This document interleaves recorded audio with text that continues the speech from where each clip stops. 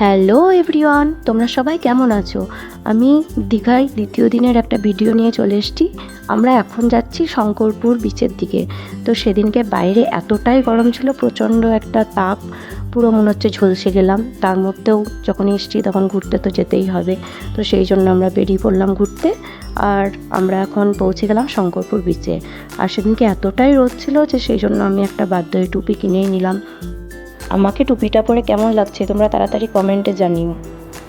তারপর চলে এলাম একদম সমুদ্রের পাড়ে। আর সমুদ্রের ঢেউগুলো এত বড় বড় আসছিল যে পুরো ভিজিয়ে দিচ্ছে। তো সেই জন্য দূর থেকেই ক্যাপচার করছিলাম, কাছে যেতে পারিনি, কেননা ভিজে গেলে আরও অনেক জায়গায় ঘোরাচ্ছিল। তোমরা জাস্ট ভিউটা দেখো। এটা আমার দ্বিতীয়বার দীঘায়। তো এই শঙ্করপুর বিচটার ভিউটা না আমার দারুণ লাগে, দারুণ। এটা সামনে থেকে না দেখলে তোমরা কতটা বুঝতে পারছো জানি না, তবে সত্যি দারুণ একটা বিচ শঙ্করপুর বিচটা। তোমরা যদি দীঘায় আসো অবশ্যই শঙ্করপুর বিচে একবার হলেও ঘুরে যেও।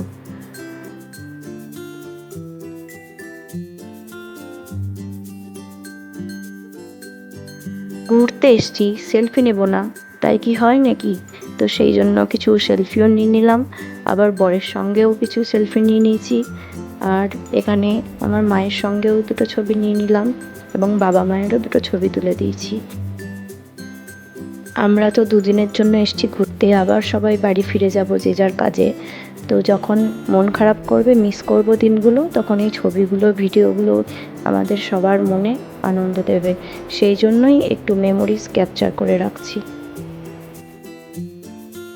সমুদ্রে এসছি আর ডাব খাবো না তা কি কখনো হয়? তো আমি একটা ডাব নিয়ে নিয়েছি এবং সেটার সঙ্গে একটু সেলফি, একটু ভিডিও করে নিলাম, আবার খেতে খেতেও একটু ভিডিও করে নিলাম। ডাবটা বেশ ভালোই ছিল। তো এখানে বরমশাই ফোন দেখতে ব্যস্ত, আর এখানে ডাবের মালাইটাও বেশ ভালো ছিল।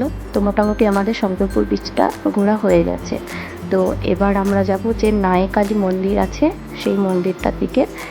আমরা সবাই অটোতে উঠে পড়েছি, আমরা এখন চললাম মন্দিরের উদ্দেশ্যে।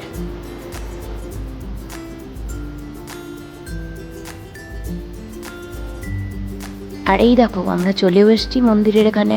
মন্দিরের ক্যাম্পাসটা সত্যি খুব সুন্দর। আমরা যখন গত বছরে এসেছিলাম তখন পুরোটা কমপ্লিট হয়নি, এখনও দেখছি কাজ চলছে। তো অনেকটা ক্যাম্পাস জুড়ে মন্দিরটা।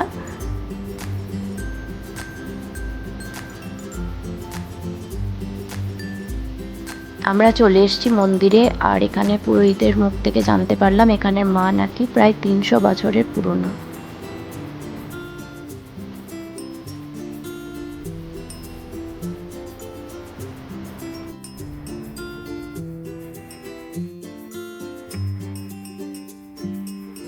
আমরা মন্দিরটা চারদিকটা ঘুরে দেখলাম। আর এখানে মহাদেবও আছেন গাছের নিচে, এবং যে গাছের তলায় বসে আছেন সেই গাছে অনেকে তাদের মনস্কামনা করে ধাগা বেঁধেছেন। ভগবান যেন সবার মনস্কামনা পূর্ণ করে আর সবাইকে ভালো রাখে। হর হর মহাদেব। আমাদের মন্দির ঘোরা হয়ে গেছে, আমরা এবার চললাম মোহনার দিকে। আমার ভিডিওগুলো যদি তোমাদের ভালো লেগে থাকে তো প্লিজ লাইক, কমেন্ট, শেয়ার এবং সাবস্ক্রাইব করে পাশে থেকো। ফিরে আসছি আবার নতুন ভিডিও নিয়ে।